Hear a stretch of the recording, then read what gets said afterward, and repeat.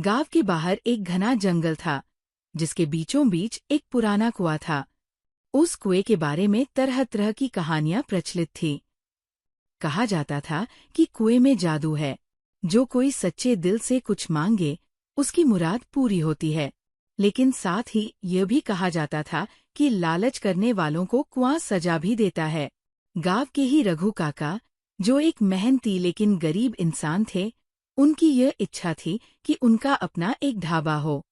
वे स्वादिष्ट खाना बनाना जानते थे, लेकिन गरीबी के कारण अपनी छोटी सी झोपड़ी से ही खाने पीने का काम चलाते थे। एक दिन रघु काका ने उस जादुई कुएं के बारे में सुना।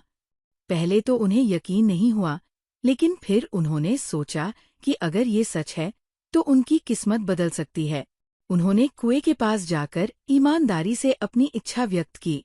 हे जादुई कुएं, मुझे ऐसा ढाबा चाहिए जहां लोग दूर दूर से खाने आएं और मैं मेहनत से अपना जीवन सुधार सकूं। जैसे ही उन्होंने ये कहा, कुएं के पानी में हलचल होने लगी। अचानक रघु काका के सामने एक छोटी सी सुनहरी रोशनी प्रकट हुई। उस रोशनी से एक सुंदर सा ढाबा निकल आया, जिसमें हर सुविधा थी। लेकिन साथ ही एक आवाज आई, ये ढाबा तुम्हारी मेहनत और ईमानदारी पर निर्भर करेगा। अगर तुम लालच करोगे तो ये सब गायब हो जाएगा। रघु काका ने इसे गंभीरता से लिया। उन्होंने अपने ढाबे को मेहनत और सच्चाई से चलाना शुरू किया। उनकी बनाई गई दाल, चपाती और सब्जी का स्वाद पूरे गांव में मशहूर हो गया।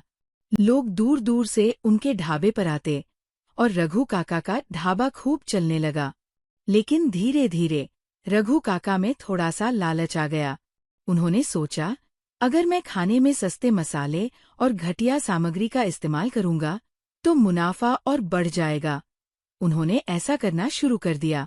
एक रात जब वे ढाबे में अकेले थे, अचानक जोर की हवा चली और कुएं से वही जादुई रोशनी फिर प्रकट हुई। आवाज आई, रघु, तुमने ईमानदारी का वचन तोड़ा, अब ये ढाबा तुम्हारे लायक नहीं। जैसे ही आवाज खत्म हुई, ढाबा गायब हो गया। रघु काका फिर से अपनी पुरानी झोपड़ी में लौट आए। उन्हें अपनी गलती का एहसास हुआ। उन्होंने फिर से मेहनत और ईमानदारी का रास्ता अपनाया। कुछ समय बाद गांव वालों ने उनकी मदद की और उन्होंने अपनी मेहनत से एक नया ढाबा बनाया। अब रघु काका को समझ आ गया था कि जादू से भी बड़ी ताकत इंसान की मेहनत और ईमानदारी है।